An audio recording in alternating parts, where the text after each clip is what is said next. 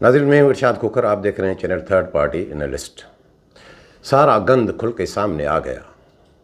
वो गंद क्या? 21 नवंबर के वीलाग में मैंने आपको बताया था कि सिंध के जो तैलीमी बोर्ड्स के चेयरमैन के लिए क्या क्या किस जो है मैनिपुलिंग हुई है, किस तरह उनके जो है वो सर्च कमेटी की रिपोर्ट आउट होती है। और मैंने आपको बताया था कि वो पर्चा आउट हुआ है। वो पर्चा आउट क्या हुआ है, वो सिर्फ सर्च कमेटी की रिपोर्ट नहीं हुई है, उसके मुताबिक बताऊंगा कि वो पर्चा वाकई पर्चा आउट हुआ है। ये जो नताइज आए हैं, ये जो सर्च कमेटी की रिपोर्ट, इसकी कोई अब अहमियत नहीं रही इस तरह अगर होगा तो। और सिंध के जो तैलीमी बोर्ड हैं उनके लिए एक टारगेट किलर कौन है, उसको बड़ा तजर्बा भी रहा है। टारगेट किलर वो किस तरह टारगेट किलर है, कौन है जो अपनी अहमियत बढ़ाना चाहते हैं, सारी ट्रैफिक अपनी बोर्ड की तरफ लाना चाहते हैं, वो हैं डॉक्टर आसिम। उसके मुतालिक भी आपको आगाह करूँगा कि वो क्या चाहते हैं। ये जो नताइज आए उनके पीछे पिछले वीलाग में भी मैंने आपको बताया था। और इसके अलावा कि ये जो आपके बोर्ड हैं ये नोगो एरियाज बने हुए हैं अभी से। कंट्रोलिंग अथॉरिटी तो चेंज होती रहती है, वो भी है।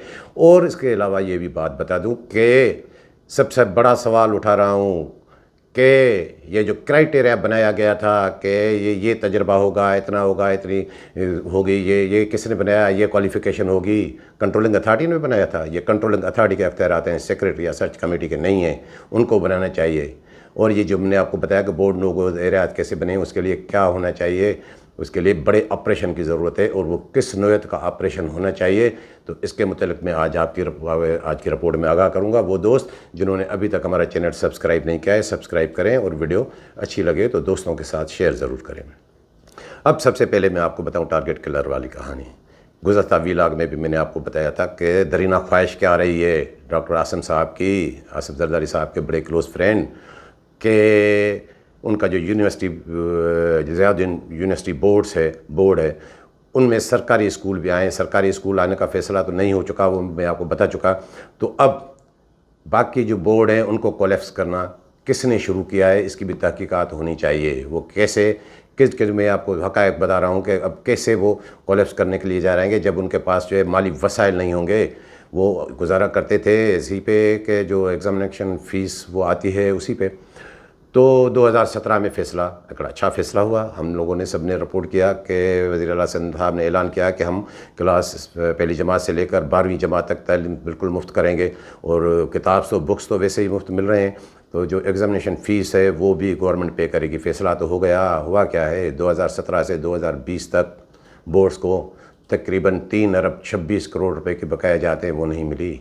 और 20 के बाद भी तकरीबन 2 अरब 99 करोड़ यानी ये 6 अरब सवा 6 अरब रुपए का अमाउंट जब बोर्ड्स को नहीं मिलेगा तो उनका क्या हशर होगा। उनमें किस किस की लाइबिलिटीज़ बनती हैं बता दूं आपको कि मैट्रिक बोर्ड कराची के तकरीबन 97 करोड़ रुपए, इंटर बोर्ड कराची के तकरीबन 1 अरब 48 करोड़ रुपए, हैदराबाद बोर्ड के 1 अरब 11 करोड़ रुपए से ज़ायद रकम, सखर बोर्ड के तकरीबन 99 करोड़ रुपए, लाड़काना बोर्ड के तकरीबन 94 करोड़ से भी ज़ायद, मीरपुर खास बोर्ड तकरीबन 1 अरब 10 करोड़ से ज़ायद, और शहीद बेनज़ीराबाद बोर्ड के भी तकरीबन 85 करोड़ रुपए की। जब उनको ये पैसे नहीं मिलेंगे, उनके पैसे रोकने में क्या है, इससे फैसले क्यों करते हैं कि तालीम मुफ्त हो गई तो उनको पैसे तो दें। अगर पैसे नहीं मिलेंगे तो बोर्ड्स क्या करेंगे, ज़ाहिर है करप्शन ही होगी, करप्शन बढ़ेगी।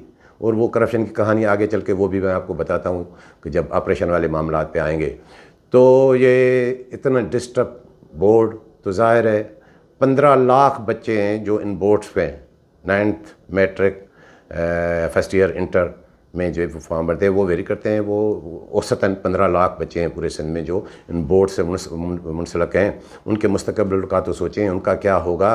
और ये पैसे तो सिर्फ ये इंक्वायरी वगैरह ये जो मैंने आपको बताया ये यहाँ तक मामला नहीं होने चाहिए। बोर्ड्स को अगर सुधारना है तो इस पे भी तवज्जो देनी चाहिए कि इनको पैसे दें। कराची बोर्ड का जहाँ तक ताल्लुक़ है इंटर मैट्रिक का, तो कराची में तो एक चीज़ है कि प्राइवेट स्कूल और प्राइवेट कॉलेजेस वगैरह वो काफ़ी हैं, कुछ ना कुछ उनका वहाँ से आ जाता है, लेकिन फिर वो भी काफ़ी नहीं है। ऐसा नहीं है कि कराची बोर्ड भी क्राइसिस में है, बाकी बोर्ड्स भी हैं, उस पर तवज्जो देनी चाहिए।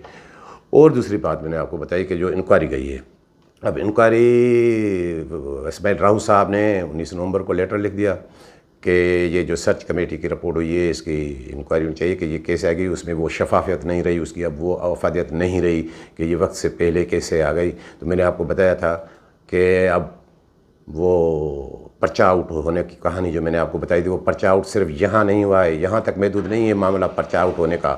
پرچہ یہ جو سرچ کمیٹی بنی، اس نے کیا کیا ہے سرچ کمیٹی نے؟ جب میں آپ کو بتاؤں یہ اندر کی کہانی بتاؤں، کیونکہ میں دیکھتا رہا ہوں کہ جب کنٹرولنگ اتھارٹی گورنر تھے اشرت العباد صاحب کے دور میں کس طرح یہ سرچ کمیٹیاں بنتی تھی، وہی پک اینڈ چوز کس طرح ہوتی تھی، ان کو وہ بھی تجربہ ان لوگوں کو تھا جن کا اکثر انتخاب ہوا ہے، ان میں اکثر وہ لوگ ہیں کہ جب ایک میچ فکسنگ ہو تو پھر بال ہی ایسا پھینکا جائے گا کہ اس پہ چھکا تو لگے ہی لگے۔ جب جو امیدوار انٹرویو دے رہے ہیں ان کی اتنی مارکس بڑھا کے اپنے جو ظاہر کی ہیں کہ اتنی مارکس ہیں، جب ایک امیدوار کو پتہ ہو کہ وہاں سے سوال کیا آئے گا، سوال کا ہی اسے پہلے بتا دیا گیا کہ یہ سوال پوچھیں گے، یہ کریں گے، تو پھر کہانی ختم۔ کیا باقی بچ جاتا ہے؟ اس میں کون سی میرٹ رہی؟ ایسا ماضی میں بھی ہوتا رہا ہے، میں آپ کو بتا دوں۔ اور اس کے علاوہ جو میں نے آپ کو پچھلے ویلاگ میں بتایا تھا کہ جب پک اینڈ چوز کرنی ہوتی ہے تو پھر وہ جو کرائٹیریا بنائی جاتی ہے، وہ کرائٹیریا کس نے بنائی؟ کنٹرولنگ اتھارٹی منسٹر ہے، اور یہ کون طے کرتا ہے کہ 17 سال 18 سال اس میں بھی یہ سمپل جو ہے ماسٹر کی کوالیفیکیشن، اور میں کیا یہ سے نہیں ہوتا۔ کس کے میں کتنے لوگ ہیں جن کے پاس جو مینجمنٹ کا تجربہ ہے؟ کرائٹیریا کنٹرولنگ اتھارٹی بنائے اور وہ دیکھیں کہ اس کا معاملہ اب کیا ہوتا ہے۔ تو یہ میں نے آپ کو بتایا کہ یہ جتنی بھی یہ سرچ کمیٹی کی، یہ اس کی اب کوئی افادیت نہیں۔ اب دیکھیں کہ کیا کرتے ہیں۔ اب انکوائری آئی ہے سیکریٹری صاحب کے پاس، سیکریٹری منصور عباس رضوی صاحب، آج کوئی تھوڑی وہی چیما گیا تھی کہ شاید وہ اس کا تبادلہ ہو۔ میں نے معلوم کیا SNGD کے سے ایسا نہیں ہے کہ واسم میمن صاحب کی کوئی کہانی وہ، لیکن وہ چلتی رہتی ہیں۔ میں نے معلوم کیا کہ ابھی تک ایسا کوئی نوٹیفیکیشن نہیں ہوا ہے۔ تو اب وہ انکوائری کیا کریں گے؟ وہ جو کہاوت ہے زیادتی بھی جہان خان کرے اور فیصلہ بھی جہان خان، تو اب دیکھیں کہ یہ معاملہ اب اس کی انکوائری کیا آتی ہے کہ طے تک پہنچتے ہیں نہیں پہنچتے۔ یہ کہانی یہاں تک۔ اور میں نے آپ کو ایک کہانی بتائی کہ بورڈز ابھی بھی نوگو ایریاز بنے ہوئے ہیں۔ کس حوالے سے نوگو ایریاز بنے ہیں؟ کئی حوالوں سے نوگو ایریاز بنے ہوئے ہیں۔ آپریشن ہوتا ہے 2013 میں، کئی نوگو ایریاز ختم ہو گئے، اب لوگ آسانی سے گھوم پھر رہے ہیں، رینجرز اور پولیس کا۔ یہاں بھی ایسے آپریشن کی ضرورت ہے، لیکن وہاں بندوق کے نوک پہ بندوق والا آپریشن کی ضرورت نہیں ہے۔ یہاں کے بورڈز کے انتظامی امور کو بہتر بنانے کی ضرورت ہے۔ وہاں کیا ہے، 2010 سے لے کر ابھی تک کتنے وہ پروموشن نہیں ہو رہے، وہ کتنے لوگ ہیں جو سپریم کورٹ کے 2013 کا شاندار ایک فیصلہ آیا، اس میں کیا کہا گیا؟ تو OPS ختم، لک آفٹر ختم، sub out of turn promotion ختم، لیکن بورڈز پہ تو توجہ دیں اسماعیل راؤ صاحب، اس پہ بھی توجہ دیں۔ اب بڑے آپریشن کی ضرورت ہے۔ صرف جو آپ نے یہ جو انکوائری کے لیے لیٹر بھیجا ہے یہ کافی نہیں ہے۔ کتنے لوگ ہیں، کون ہیں جو OPS میں بیٹھے ہیں، کس کے پروموشن نہیں ہو رہے، کتنے سیکریٹریز ہیں، کنٹرولر ہیں، وہ معاملہ ایسے ہی چل رہا ہے۔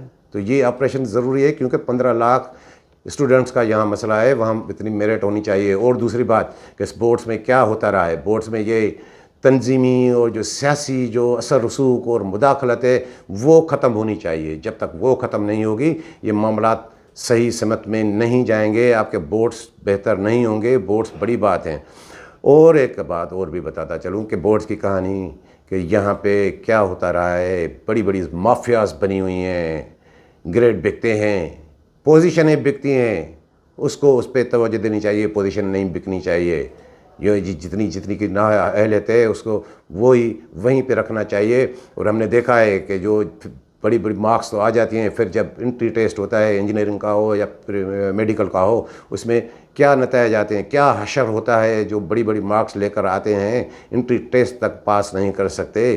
اس پہ بھی توجہ دیں۔ میں کہہ رہا ہوں کہ یہ بڑی بات ہے بورڈز کا، آپ کے جو اگر معاملات تھوڑے بہت سدھر جائیں تو یہ سندھ کے عوام پہ بڑا احسان ہوگا، کیونکہ میرٹ کے بغیر کچھ نہیں ہے، میرٹ ہی ہے۔ باقی میں سندھ پبلک سروس کمیشن کی تو آپ کو پہلے کہانی بتاتا رہا ہوں۔ تو اصل بات یہ ہے کہ ان بورڈز کو ٹارگٹ کلر سے بچائیں۔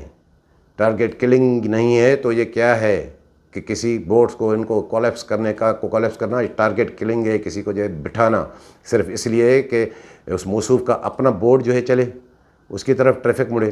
تو یہ تھی آج کی ویڈیو پسند آئی ہو تو دوستوں کے ساتھ شیئر ضرور کیجیے گا۔ ملیں گے اگلی ویڈیو کے ساتھ۔